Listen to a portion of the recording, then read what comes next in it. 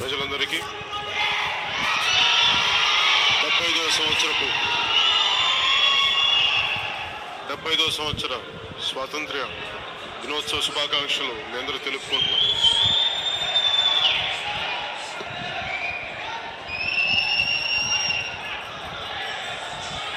ముఖ్యంగా ఈరోజు చాలా ప్రత్యేకమైన రోజు. ఈరోజు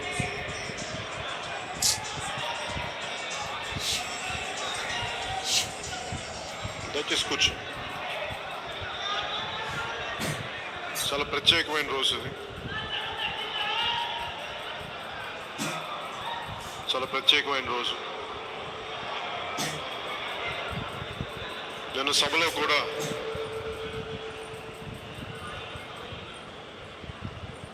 తెలియజేస్తుంది, ఇండిపెండెన్స్ డే స్వాతంత్ర దినోత్సవ రోజు అనగానే అందరూ సరదా, కేరింతలు, ఉత్సాహం, త్రివర్ణ పతాకాన్ని ఎగరేయటం, వీటితో సరిపెట్టుకుంటాం. నిజంగా దీని వెనక చూస్తే బాధ్యత ఎంత ఉంటుందంటే, ఈ రోజున సరిగ్గా 70 సంవత్సరాల క్రితం ఇంకా మన దేశంలోనే దేశం మొత్తం స్వాతంత్ర దినోత్సవ సంబరాలు జరుపుకుంటూ ఉంటే, తెలంగాణలో మన పక్క రాష్ట్రమైన తెలంగాణకి సంవత్సరం లేటుగా వచ్చాం. ఇంకా అది నిజాంల పాలనలో పాకిస్తాన్కి వెళ్ళాలా లేదా ఇండియన్ యూనియన్లో ఇంకా జాయిన్ అవ్వాలా. ఒకవైపు రజాకారులు, నిజాం మద్దతుతో ఉన్న రజాకారులు ఆడపడుచుల్ని నగ్నంగా బతుకమ్మ పండుగ ఆడించిన కాలం. ఈ స్వాతంత్ర్యం చాలా త్యాగాల మీద వచ్చింది, చాలా రక్తపాతంతో వచ్చింది. ఇదేదో ఒక రోజున సరదాగా పండుగ చేసేసుకొని మొక్కుబడిగా చేతులు దులిపేసుకొని జెండా పండుగ చేసాం. ఇక్కడి నుంచి మన పనిలోకి మనం వెళ్ళిపోవచ్చు అనుకుంటే, నాకు జనసేన కానీ నేను కానీ అలాంటి ఆలోచన విధానంతో ఎవరిని ప్రతిరోజు చాలా బాధ్యతతోటి ఈ 3 రోజులు కిరింతలు కొడుతూ జెండా వందనాలు చేసి తిరంగా ర్యాలీలు చేసినప్పటికీ ప్రతిరోజు ఈ స్ఫూర్తి 365 రోజులు గుర్తుపెట్టుకోవాలి. మన కడ శ్వాస వరకు దీన్ని గుర్తుపెట్టుకోవాలి. ఈ స్ఫూర్తిని 2 కోట్ల పై మంది పాకిస్తాన్ నుంచి, భారతదేశం నుంచి వలసలు వెళ్ళిపోయారు. మానవ చరిత్రలో ఇప్పుడు దాకా ఎప్పుడు అంత జరగలేదు. 2 దేశాలు విడిపోతే ఇంత మాస్ మైగ్రేషన్ ఎప్పుడు జరగలేదు. దాదాపు 15 లక్షలు నుంచి 18 లక్షల వరకు మనుషులు చనిపోయారు. ఊచకోత కోసేశారు మతోన్మాదంతో 2 వైపులా. ఇలాంటి పరిస్థితుల్లో స్వాతంత్రం వచ్చినందుకు, దానికోసం ముఖం తెలియని వాళ్ళు, గుర్తింపు కోరుకోని వాళ్ళు, భావితరాలు బాగుండాలని చెప్పి త్యాగం చేశారు. వాళ్ళందరూ స్ఫూర్తి ఈ రోజున జనసేన పార్టీగా ముందుకు వచ్చింది. ఏదో వచ్చాం, పార్టీ పెట్టేశాం, పేరుందో, జనాభా ఉన్నారో మనకి, అలాంటి తేలికపాటి ఆలోచన విధానంతో రాలేదు. భావితరాలు ఎలా ఉంటారో కూడా తెలియని వ్యక్తులు భావితరాల కోసం సర్వస్వం త్యాగం చేశారు. ఊహించుకోండి, ఒక 23 ఏళ్ళ భగత్ సింగ్, 23 ఏళ్ళ వయసు, ఆయన ఉరికమ్మానికి ఎక్కేశారు మన కోసం. మన అందరం అనుకునే కీర్తించే నేతాజీ సుభాష్ చంద్రబోస్ ఫ్లైట్లో అగ్ని ప్రమాదంలో మంటల్లో దహించుకుపోయాడు. ఒక్కొక్కరి త్యాగాలు చూస్తూ ఉంటే నిజంగా మన దేశాన్ని మన స్వేచ్ఛని, మన స్వాతంత్రాన్ని చాలా ఈజీగా తీసుకున్నాం, చాలా తేలిగ్గా తీసేసుకున్నాం. టేక్ ఇట్ ఫర్ గ్రాంటెడ్ అంట, టేకెన్ ఫర్ గ్రాంటెడ్. ఇలాంటి భావజాలం, ఇలాంటి ఆలోచన విధానం జనసేన మనదైన ఎంతో కొంత ప్రయత్నం చేయాలి, భావితరాలకి ఎంతో కొంత నిలబడాలి, ఈ ఉద్దేశంతో జనసేన తీసుకొచ్చాం.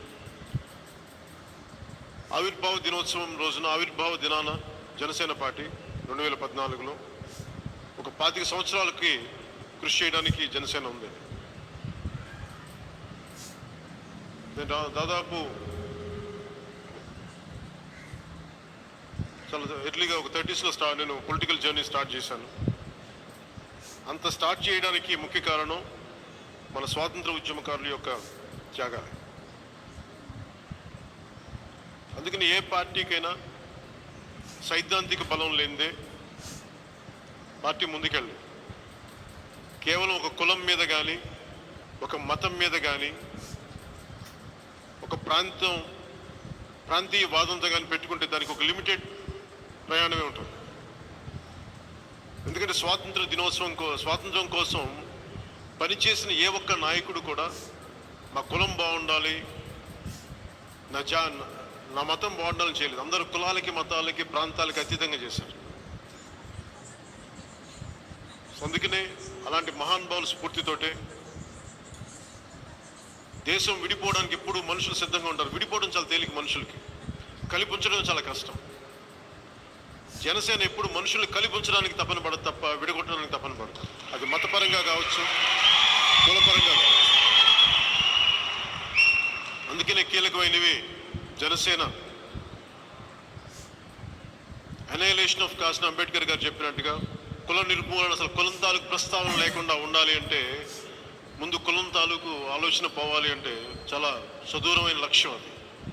అందుకని ఆ లక్ష్యానికి చేరుకునేలాగా ముందుగానే కులాలను కలిపి ఆలోచన విధానం, మత ప్రాతిపాదికన దేశం విడిపోయింది కాబట్టి పాకిస్తాన్ మేము మత ప్రకారం వెళ్ళిపోతాం అనుకున్నప్పుడు అలాంటి భవిష్యత్తులో ఆ పోకడలు ఎప్పుడు మనుషుల్లో ఉంటాయి, సమాజంలో ఉంటుంది.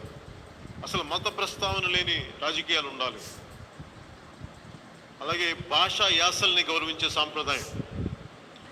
భాషా యాసల్ని గౌరవించకపోతే ఈ రోజున మనం చూస్తూ ఉన్నాం, దక్షిణాది ఉత్తరాది అనేది ఒక భావన చాలా ప్రస్ఫుటంగా తెలుస్తూ ఉంది. అలాంటి జరగకుండా ఉండాలంటే భారతదేశం అంతా ఏకంగా ఉండాలి, అన్ని భాషల్ని గౌరవించాలని చెప్పి అలాంటి ఆలోచనతో భాషల్ని, యాసల్ని గౌరవించే సాంప్రదాయం. సంస్కృతి అనగానే మనం దాన్ని పెద్ద పట్టించుకోం. రాష్ట్ర విభజన జరిగే వరకు మా సదరు పండగ కానీ, మా తెలంగాణ సాంప్రదాయాలని కానీ గుర్తించలేదు, మా భాషా యాసల్ని గుర్తించలేదని చెప్పి ఒక రాష్ట్ర విభజనకే కారణమైనందుకు ప్రతి సంస్కృతి, ప్రతి భారతీయ సంస్కృతిని, మూలాలు ఉన్న ప్రతి 100 కిలోమీటర్లకు ఒక సంస్కృతి మారిపోతూ ఉంటాం. అలాంటి సంస్కృతులను కాపాడేలాగా, సంస్కృతులను కాపాడే సమాజం అనే ఒక ఆలోచన విధానం. ప్రాంతీయతను విస్మరిస్తే దేశమే విచ్ఛిన్నమైపోయే పరిస్థితులు ఉంటాయి. ఎందుకంటే ఒకసారి చాలాసార్లు బలంగా కొన్ని చోట్ల వినిపిస్తూ ఉంటుంది, దక్షిణాది వేరు, ఉత్తరాది వేరు అనుకుంటే ఇలాంటి ప్రాంతాలను విస్మరిస్తే భవిష్యత్తు ఏం జరుగుతుందని ఒక బలం, ఒక భయంతోటో, ఒక బాధతోటో ప్రాంతీయతను విస్మరించని ఒక జాతీయవాదం ఉండాలి. మనం ఈ రోజున స్వాతంత్ర ఉద్యమకారులు ఎవరైనా సరే నీతి నిజాయితీలతో ఉన్నవాళ్ళు, వారి మెడలో వారి విగ్రహాలకి దండలేస్తాం. కానీ మన చాలామంది నాయకులు, రాజకీయ నాయకులు అవినీతిలో కూరుకుపోయారు. అందుకని అలాంటి అవినీతి నాయకులపైన రాజీ లేని పోరాటం చేయాలన్నది. భవిష్యత్తులో పర్యావరణం చాలా కీలకమైంది. అభివృద్ధి ఉండాలి, కానీ పర్యావరణాన్ని సర్వనాశనం చేసే అభివృద్ధి ఉండి ప్రయోజనం లేదు. ఈరోజు వైజాగ్లో పరిశ్రమల కాలుష్యం కానీ, అలాగే ఆక్వా కల్చర్ వల్ల డబ్బులు వస్తున్నాయి, కానీ మన తీర ప్రాంతాల్లో సంపూర్ణంగా నేలతల్లి కాలుష్యం అయిపోయింది, నీళ్లు కలుషితం అయిపోయినాయి. ఇలాంటి దృష్టిలో పెట్టుకొని జనసేన పర్యావరణాన్ని పరిరక్షించే అభివృద్ధి ప్రస్థానం అనే దాంతో రోజున మనం ఈ సిద్ధాంతాలతో ముందుకెళ్ళాం. 14లో స్టార్ట్ అయ్యి ఈ రోజున 22లోకి మనం అడుగుపెట్టాం.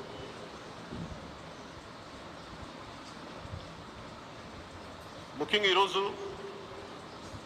మీతో పంచుకోదలుచుకుంది ఒకటి, సెక్యులరిజం గురించి మనం అర్థం చేసుకోవాలి. ముఖ్యంగా జనసేన నాయకులకు కానీ, జనసేన కార్యకర్తలకు కానీ, మహిళా నాయకులకు కానీ, ఆడపడుచులకు కానీ ప్రతి ఒక్కరు మనం అర్థం చేసుకోవాల్సింది, సెక్యులరిజం అనేది కన్వీనియంట్గా ఉండకూడదు. ఓట్ బేస్డ్ సెక్యులరిజం ఇది చేసే కొద్దీ దేశం మరింత వర్టికల్స్ పెరిగిపోతాయి. ఎవరు తప్పు చేసినా, అది కులం కావచ్చు, మతం కావచ్చు, ప్రాంతం కావచ్చు,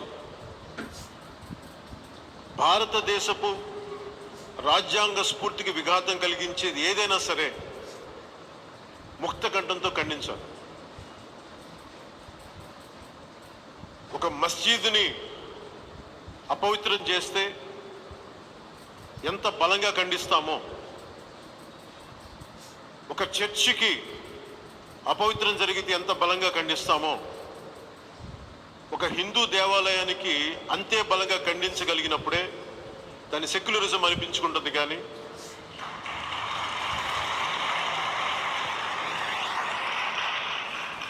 కన్వీనియంట్గా మస్జిద్ గురించి మాట్లాడి, చర్చి గురించి మాట్లాడి దేవాలయాల్ని విస్మరిస్తే అది సెక్యులరిజం అనిపించుకోదు. అందుకని ఇలాంటివి కాకుండా, కన్వీనియంట్గా కాకుండా, ఓట్లు పడతాయా పడవా అనేటువంటి కూడా రాజ్యాంగ స్ఫూర్తిని కాపాడుతున్నావా లేదా అనే వైపు ఉండాల్సిన సెక్యులరిజం కోరుకునేవాడు.